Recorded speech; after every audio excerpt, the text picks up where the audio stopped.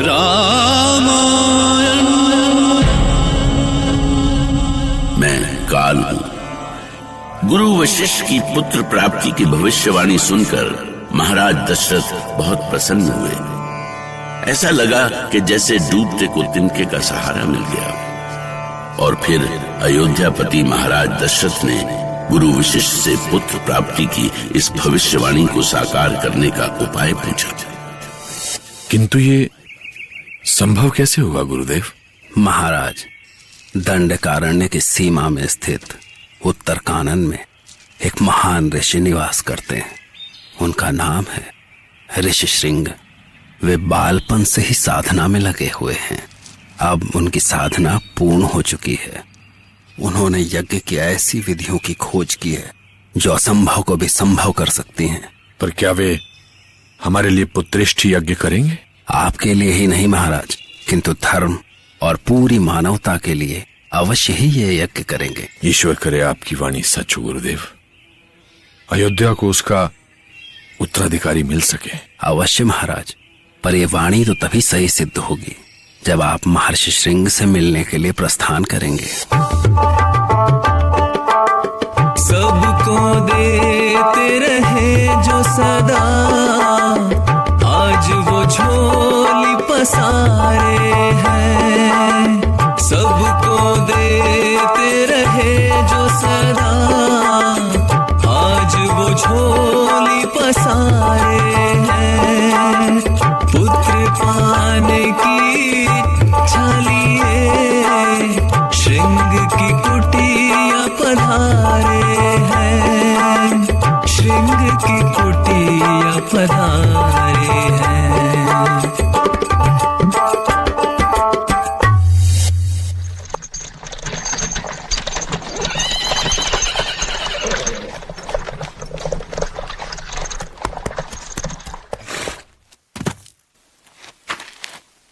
महाराज, जैसा गुरु वशिष्ठ ने बताया था, उससे लगता है महर्षि श्रृंग का आश्रम यही है। हाँ सुमंत, हमें आश्रम में चलकर देखना चाहिए।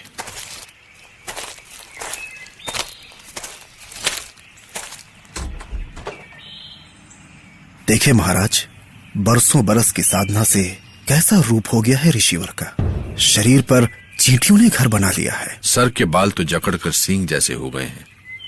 कैसा घोर तप किया है ऋषि श्रृंग ने।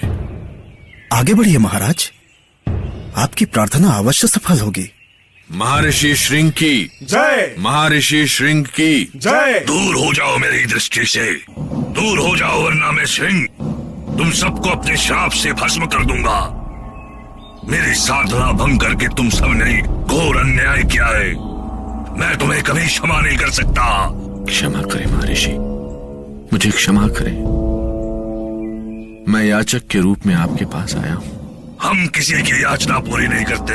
किंतु महर्षि, आपके संबंध। बस, हम कुछ सुनना नहीं चाहते। दूर हो जाओ, दूर हो जाओ हमारे सामने से, जाओ। ऐसा न कहें महर्षि, मैं यहाँ बड़ी आशा और विश्वास से आया हूँ। तुम्हें देने के लिए कुछ भी नहीं है हमारे पास, लौट जाओ। ऋषि श्रृंग का उत्तर सुनकर महाराज दशरथ का मन बुझ गया। वो जानते थे कि गुरु वशिष्ठ की वाणी झूठी नहीं हो सकती, पर उसे सच करने के लिए ऋषि श्रृंग को कैसे मनाएंगे वो।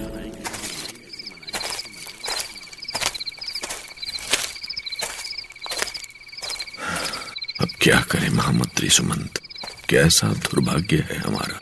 महाराज, मैंने सुना है कि ऋषि अपनी साधना में ऐसे डूबे रहे कि आज तक उन्होंने किसी स्त्री को नहीं देखा। सामाजिक जीवन की दुख, पीड़ा, माया, मोह उन्हें छू भी नहीं सके। फिर वो हमारी पीड़ा कैसे समझेंगे? इसीलिए हमें उनके मन में भावनाएं जगानी होंगी जिससे वो हमारा दुख समझ सके।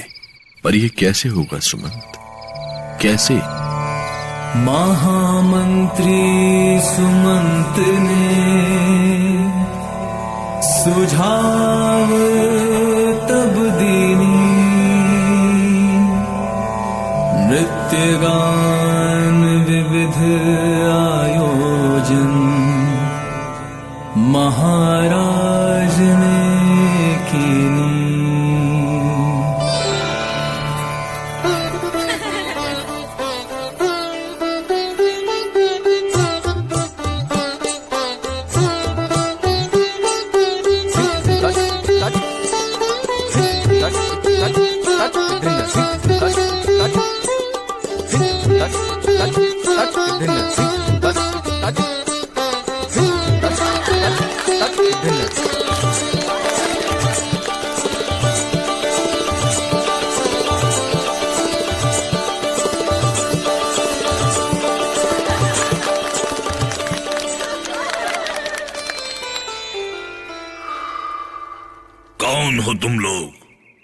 महर्षि, मैं अयोध्या नरेश दशरथ हूं और ये अप्सराएं हैं।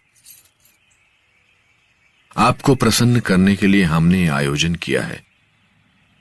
आपके संबंध में गुरुदेव वशिष्ठ ने। मुनि वशिष्ठ, क्या उन्होंने भेजा है तुम्हें? हाँ महर्षि, उन्होंने हमें अयोध्या के उत्तराधिकारी के लिए आपसे प्रार्थना करने को कहा है। उन्होंने कहा है कि आपका योग बल नक्षत्रों की गति भी बदल सकता है, असंभव को संभव कर सकता है। मैं मुनि वशिष्ठ का सम्मान करता हूं। कहो, क्या कर सकता हूं मैं तुम्हारे लिए? अयोध्या को उसका उत्तराधिकारी चाहिए ऋषिवर। अपनी सिद्धि से हमें पुत्र की प्राप्ति का फल दे। ठीक है, पुत्र प्राप्ति के लिए पुत्रेष्टि यज्ञ करना होगा राजन। तो देर न करें महर्षि, हमारे साथ अयोध्या चलें और यज्ञ प्रारंभ करें। तथास्तु। अग्निदेव प्रकट हो, प्रकट हो अग्निदेव, प्रकट हो। मैं अग्निदेव आपकी साधना और यज्ञ से प्रसन्न हुआ। ये लीजिए दिव्य पायसम, इसे ग्रहण करके महाराज दशरथ की रानियां पुत्रवती होंगी। महाराज दशरथ ने श्रृंग ऋषि का दिया हुआ दिव्य प्रसाद अपनी तीनों रानियों कौशल्या, कैकेयी और सुमित्रा को दिया और प्रसाद से तीनों रानियां शीघ्र गर्भवती हुई।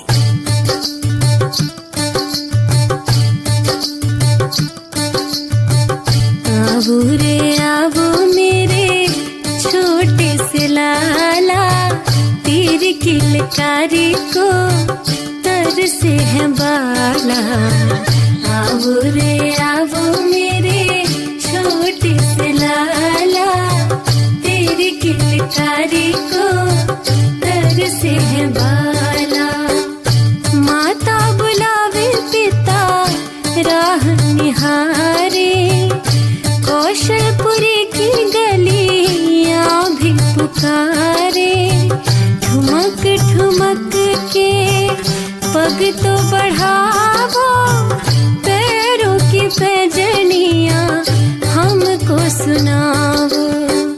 आओ रे आओ मेरे छोटे से लाला, तेरी किलकारी को तर से है बाला। आओ रे आओ मेरे छोटे से लाला, छोटे से लाला मोरे छोटे से लाला। भगवान विष्णु के लिए महारानी की भक्ति कुछ अधिक ही बढ़ गई है। जाने क्यों मुझे अपने होने वाले पुत्र में भगवान विष्णु की ही छवि दिखाई पड़ती है। ऐसा लगता है जैसे श्री हरि विष्णु स्वयं मेरी गोद में आने वाले हैं। श्री हरि की कैसी अद्भुत लीला है। उन्होंने आगमन का संकेत रानी कौशल्या को पहले ही दे दिया। तो श्री हरि किस रूप में आएंगे मां कौशल्या के सामने और कितनी प्रतीक्षा कराएंगे हमारे तारनहार।